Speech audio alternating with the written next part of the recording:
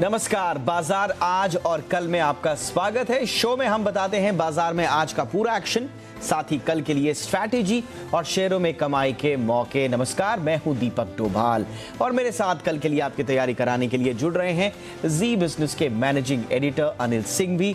इसके अलावा मेरे साथ एक और खास मेहमान प्रॉफिट मार्ट सिक्योरिटीज के अविनाश गोरक्षकर जुड़ रहे हैं और साथ ही साथ मेरे साथ होगी रिसर्च की मेरी पूरी टीम। लेकिन सबसे पहले देख लेते हैं आज बाजार में कैसा रहा कारोबार। तो वीकली एक्सपायरी के दिन बाजार दिन भर रिकॉर्ड ऊंचाई पर बना रहा और दमदार तेजी के साथ रिकॉर्ड ऊंचाई पर ही बंद भी हुआ। निफ्टी 110 अंक उछलकर पहली बार 17,600 के पार निकला। सेंसेक्स 417 अंकों की तेजी के साथ 59,141 की रिकॉर्ड ऊंचाई पर बंद हुआ। आज बैंक निफ्टी ने भी 816 अंक की जोरदार छलांग लगाई और 37,668 की रिकॉर्ड ऊंचाई पर बंद हुआ। इंडसइंड बैंक 7% उछलकर निफ्टी का टॉप गेनर बना। एसबीआई 4.5% की तेजी के साथ लाइफ हाई पर पहुंच गया। आज बैंकों के अलावा एनर्जी और एफएमसीजी शेयरों ने भी बाजार में खूब जोश भरा।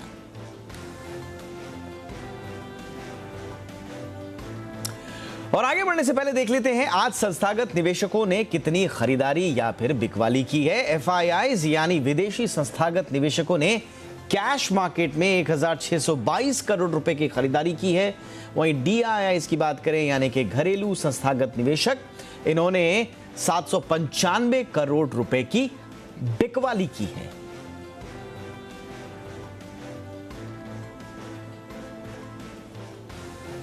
और अब बारी है आज के बाजार पर एडिटर्स टेक की। देखते हैं कि बाजार में आज की तूफानी तेजी पर जी बिजनेस के मैनेजिंग एडिटर अनिल सिंघवी का क्या कहना है। भारतीय बाजारों के लिए एक और ऐतिहासिक ट्रेडिंग सेशन गुरुवार। हफ्ते की एक्सपायरी और बाजारों ने दिखाया कमाल और आज फिर लगातार तीसरे दिन निफ्टी ने बनाया नया रिकॉर्ड। दिन के दौरान भी क्लोजिंग बेसिस पर भी पहली बार इतिहास में 17,600 के पार निकला भी, टिका भी, बंद भी हुआ। लेकिन आज रिकॉर्ड बनाने की बारी लगातार दूसरे दिन सेंसेक्स की भी थी और सेंसेक्स ने भी आज 59,000 के लेवल को पार किया पहली बार और एक और रिकॉर्ड बनाया। लेकिन 3 रिकॉर्ड लगातार 3 दिनों से निफ्टी के, 2 रिकॉर्ड लगातार 2 दिनों से सेंसेक्स के और एक रिकॉर्ड बना आज बैंक निफ्टी पर भी। हाँ, कानों पर विश्वास नहीं हो रहा है लेकिन बना है। जी हाँ, फरवरी के बाद यानी कि लगभग 7 महीने के बाद, 8 महीने के बाद अब एक रिकॉर्ड बैंक निफ्टी ने भी आज बनाया। फाइनली 37,708 के पुराने रिकॉर्ड को पार करके बैंक निफ्टी भी आज दिन के दौरान भी और क्लोजिंग बेसिस पर भी नया रिकॉर्ड बनाते हुए दिखा है। तो बैंक निफ्टी का भी फाइनली एक बड़ा ब्रेकआउट जिसका इंतजार था वो आज आते हुए दिखा है। कल से उसके संकेत आगे थे और आज बैंक निफ्टी ने भी नया रिकॉर्ड बनाया। मिड कैप स्मॉल कैप शेयरों में तो तेजी भरपूर बरकरार है और ये तब है जब ग्लोबल मार्केट्स का थोड़ा हमें अच्छा सपोर्ट मिला है और बाकी हमारे अपने ट्रिगर से इतने जबरदस्त है। एक तो शॉर्ट कवरिंग खतरनाक है क्योंकि वीकली एक्सपायरी के पहले बाजार में जो तेजी बनी है पिछले 2 दिनों में उसमें इतने ज्यादा शॉर्ट्स हैं कि थोड़ा सा बाजार नीचे आता है तो तेज खरीदारी आती दिखिए। दिन के दौरान 17,510 का लो बनाकर निफ्टी जो घूमा, पूछे मत, गजब की खरीदारी आती दिखिए। कैश मार्केट के स्टॉक्स में भरपूर एक्शन है तेजी का। एफआईज और घरेलू फंड्स की तरफ से खरीदारी बहुत ज़्यादा नहीं थी। डाउ फ्यूचर्स बहुत ज़्यादा ऊपर नहीं, थोड़े नीचे ही थे। उसके बावजूद भारतीय बाजार शॉर्ट कवरिंग के चलते और मोमेंटम के चलते नए रिकॉर्ड पर बंद होने में कामयाब रहे। तो और एक और बड़ी बात जो आज बैंकिंग शेयरों में तेजी का कारण बना, वित्त मंत्री की प्रेस कॉन्फ्रेंस थी, उसके कॉन्फ्रेंस होने वाली थी 5 बजे, उसको लेकर बाजार में उत्साह था कि कुछ न कुछ अच्छे ऐलान बैंकों को लेकर आ सकते हैं। इससे भी सरकारी बैंकों में बड़ा जोश भरा। तो ओवरऑल चौतरफा तेजी, बड़ी ब्रॉड खरीदारी का माहौल और बाजारों में रिकॉर्ड बनने का ऐतिहासिक दिन।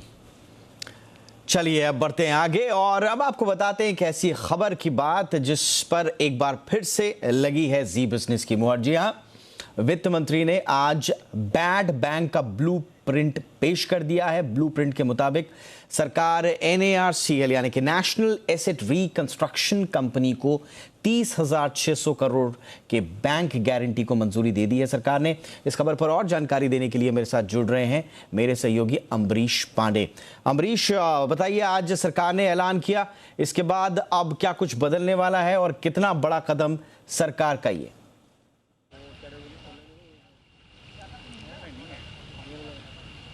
जी दीपक, आज जी बिज़नेस की एक और बड़ी खबर पे मोहर लगी है। जी बिज़नेस ने पहले ही आपको बताया था कि आज वित्त मंत्री जो ब्लूप्रिंट है इसका बैड बैंक इसको अनाउंस कर सकती हैं, और आज वित्त मंत्री ने शाम को 5 बजे प्रेस कॉन्फ्रेंस करके बैड बैंक का पूरा खाका जो है पेश किया है, जिसके लिए सरकारी जो मंजूरी मिली थी कैबिनेट की 30,600 करोड़ की जो स्कीम है, जिसके लिए गारंटी थी, मतलब सारे बैड लोन्स को रिजॉल्व करने के लिए 30,600 करोड़ की जो गारंटी थी उसको मंजूरी मिली है। वो बात वित्त मंत्री ने बताई है। इसके लिए वित्त मंत्री ने कहा कि हमने 2 कंपनीज बनाई हैं, NARCL और IRDRCL। NARCL का मतलब ये हुआ कि national asset reconstruction company limited, और IDRCL ये हुआ कि India debt resolution company limited. इन दोनों कंपनीज़ को वित्त मंत्री ने बताया कि दोनों कंपनीज़ को रजिस्टर्ड किया जा चुका है। NARCL को RBI से लाइसेंसिंग की प्रक्रिया में है वो, और बाकी जो IDRCL है इसके लिए जल्दी लाइसेंसिंग मिल जाएगी। और ये दोनों कंपनीज़ जितने भी लोन्स हैं जो NPA के तौर पर बैंकों के पास पड़े हैं उनको रिजॉल्व करने का काम करेंगी। मसलन अगर हम उदाहरण के तौर पर समझें तो अगर किसी बैंक का 100 रुपये का लोन है और वो NARCL को अप्रोच करता है तो NARCL उसको लेता है, उसके लिए वो 15% जो है फीस लेगा और बाकी 85% की रिसीट गारंटी उस बैंक को दे देगा। इसके अलावा IDRCL इसका पूरा रेजोल्यूशन का खाका तैयार करेगा, और इस खाके के लिए भी उनको एक पूरा टाइमलाइन दिया गया है। 5 साल के अंदर ये सारा जो बैंक लोन का बैड लोन का निपटारा है वो करना होगा, तभी आपको ये जो स्कीम है, ये जो गारंटी है इसका लाभ मिल पाएगा। अदरवाइज ये सारा कुछ पैसा बैंक को वापस मिलेगा जी। और IDRCL को ये सब जो 15% कैश है और जो 85% की गारंटी है वो दोनों ही बैंक को वापस देनी होगी। बहुत बहुत शुक्रिया अमरीश इस जानकारी के लिए, आपका बहुत बहुत शुक्रिया। और आगे बढ़ते हैं और अब बात करते हैं बाजार में आज किन सेक्टर्स में सबसे ज्यादा एक्शन देखने को मिला। ये बताने के लिए हमारे साथ आशीष चतुर्वेदी मेरे सहयोगी जुड़ चुके हैं। आशीष, बताइए आज बाजार में खबरों के चलते किन सेक्टर्स में एक्शन दिखा? वीकली एक्सपायरी के दिन बाजार में जोरदार उछाल देखने को मिला। ग्लोबल संकेत तो म्यूटेड थे, लेकिन इसके बाद भी अगर आप देखें तो तीनों इंडाइसेस निफ्टी बैंक और सेंसेक्स ने जो है नया रिकॉर्ड बनाया। निफ्टी दिन के दौरान 17,644 का स्तर छुआ, सेंसेक्स करीब 59,000 के पार निकला। निफ्टी बैंक ने देखिए काफी लंबे अरसे के बाद जो है 37,717 का जो नया रिकॉर्ड है, नया हाई है, वहां पर इसको क्लोजिंग देखने को मिली। सेक्टर स्पेसिफिक एक्शन को समझे इससे पहले वो स्टॉक्स देख लेते हैं जो हमने आपको जी बिजनेस पर बताए। यस बैंक पर खरीदारी की राय दी आपको सुमित जी ने, बड़ा उछाल स्टॉक में देखने को मिला। बैंक ऑफ बड़ौदा बताया गया था आपको। इसके अलावा ITC देखिए काफी लंबे समय के बाद 7-8% का वो स्टॉक में देखने को मिला। तिरुमलाई केमिकल्स और ये दोनों स्टॉक जो हैं आपको राकेश कुणाल चार्ट कॉर्नर में बताए गए थे। सेक्टर स्पेसिफिक एक्शन की बात की जाए तो आज का स्टार परफॉर्मर रहा बैंकिंग और फाइनेंशियल। जिस प्रकार से टेलीकॉम सेक्टर को राहत देखने को मिली उसका एक असर देखने को मिला। और देखिए बैंकिंग स्टॉक्स में PSU बैंक्स में तेजी आई, प्राइवेट बैंक्स में तेजी बढ़िया देखने को मिली। PSU बैंक्स की बात की जाए तो इंडियन ओवरसीज बैंक है, central bank, bank of Maharashtra, PNB जैसे स्टॉक्स में खरीदारी, और जो PSU दिग्गज है स्टेट बैंक ऑफ इंडिया, यहाँ पर भी बढ़िया गेंस देखने को मिले। प्राइवेट सेक्टर बैंक्स की बात की जाए तो करीब जो इनका डे हाई है यहाँ पर ही आपको क्लोजिंग देखने को मिली। इंडसइंड बैंक दिन के दौरान 10% से ज्यादा का मूव यहाँ पर देखने को मिला। कोटक महिंद्रा में बढ़िया तेजी आई। RBL बैंक, बंधन बैंक, हालांकि तेजी इतनी ज्यादा नहीं थी, फिर भी ठीक ठाक 1.5 से 2% के गेंस यहाँ पर देखने को मिले। NBFC स्टॉक्स में भी एक्शन भरपूर था। श्रीराम ट्रांसपोर्ट फाइनेंस में दिन के दौरान बड़ा ब्रेकआउट आया।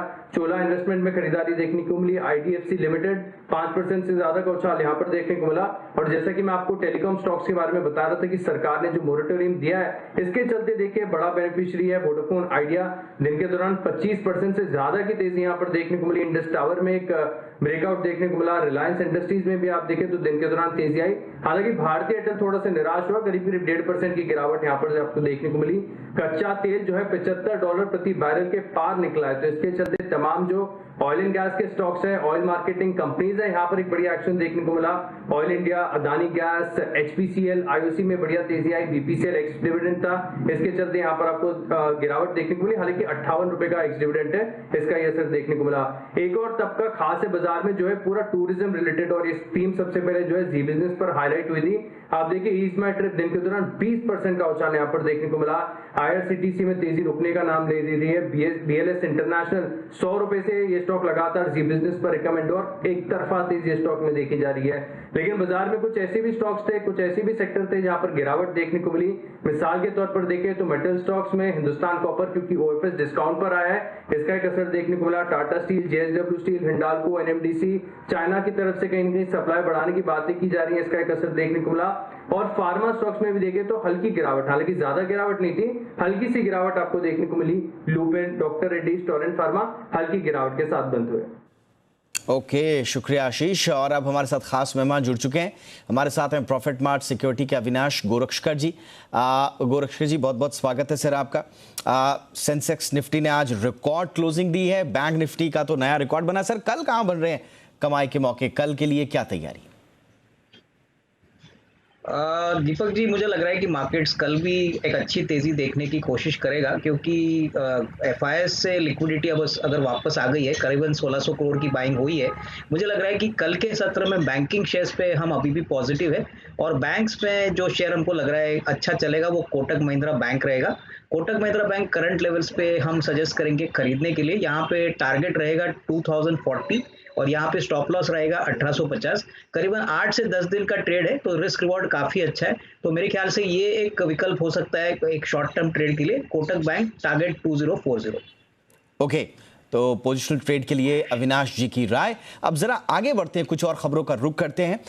GST काउंसिल की बैठक में किन मुद्दों पर चर्चा होगी, क्योंकि कल ये अहम बैठक होने वाली है। ये बताने के लिए इस वक्त मेरे साथ मेरे सहयोगी दानिश आनंद जुड़ रहे हैं।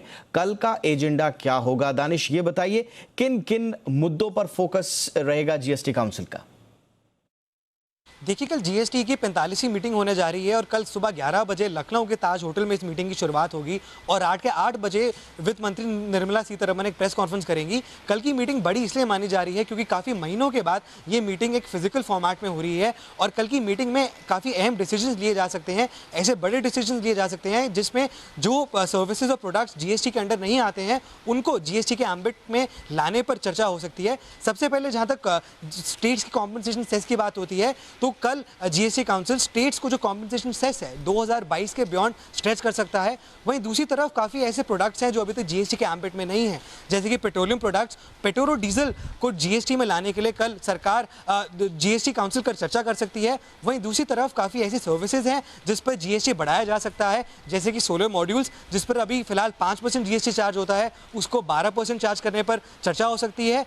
उसी तरह जैसे कि जोमेटो और स्विगी जो क्लाउड किचन्स हैं उनके ऊपर फिलहाल कोई GST नहीं लगता है जब हम खाना मंगाते हैं, तो उसको भी GST के एम्बिट के अंदर लाने के पर कल GST काउंसिल चर्चा कर सकता है। उसी तरह ब्रिक जब ब्रिक को आगे डिलीवर किया जाता है उस पर फिलहाल 5% GST लगता है, उसको 5% की जगह 12% बढ़ाने पर कल GST काउंसिल चर्चा कर सकता है। लेकिन अब जो रॉ मटेरियल्स हैं, जो खासकर मिनरल रॉ मटेरियल्स हैं जैसे कि आयरन, एल्यूमिनियम और जिंक, और इन सब पर जो GST फिलहाल 5% लगता है उसको 12% तक बढ़ाने की कल GST काउंसिल चर्चा कर सकता है। तो कल का दिन काफी बड़ा है। कल सुबह 11 बजे इस मीटिंग की शुरुआत होगी और रात के 8 बजे वित्त मंत्री निर्मला सीतारमण कल प्रेस कॉन्फ्रेंस करेंगी और क्या निर्णय लिया है GST काउंसिल ने उस पर एक फाइनल डिसीजन बताएंगे। ओके, और अब वक्त हो चुका है शर्मा जी के ऑप्शंस का।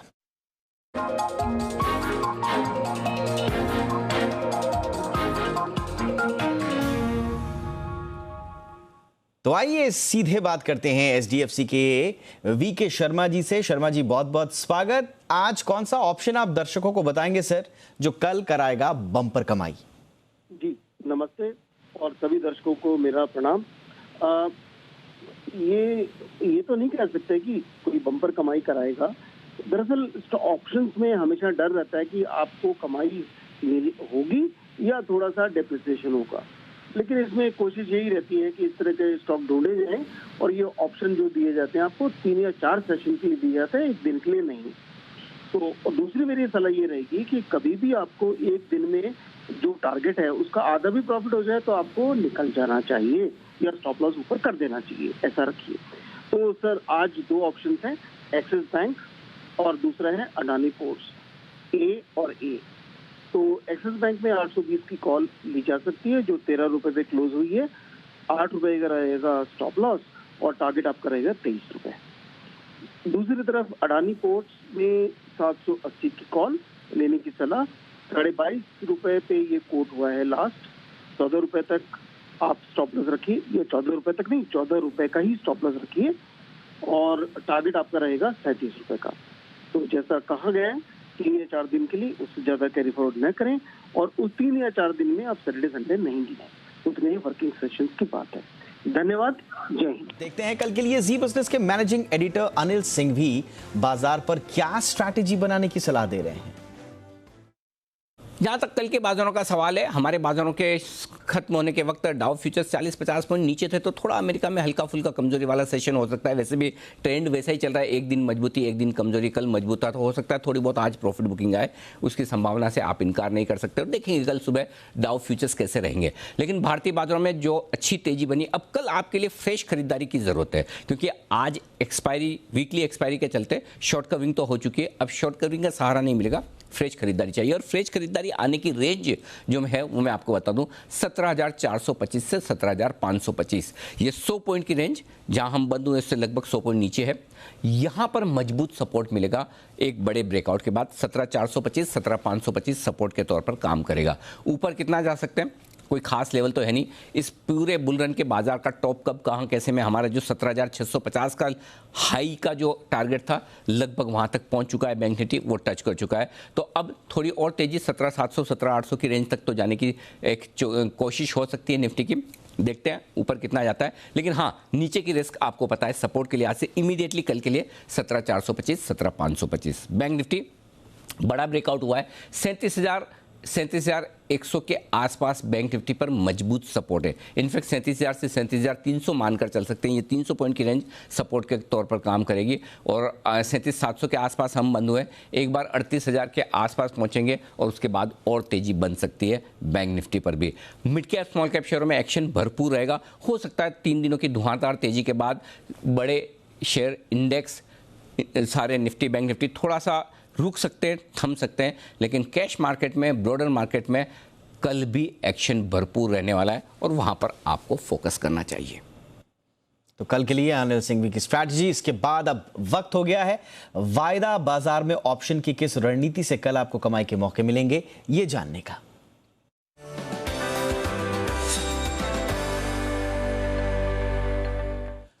और कल के लिए ऑप्शन की स्ट्रैटेजी बताने के लिए हमारे साथ जुड़ चुके हैं चॉइस ब्रोकिंग के सुमित बागड़िया। सुमित, बहुत बहुत स्वागत। बताएं कल ऑप्शंस के जरिए कहां मिल रहे मौके।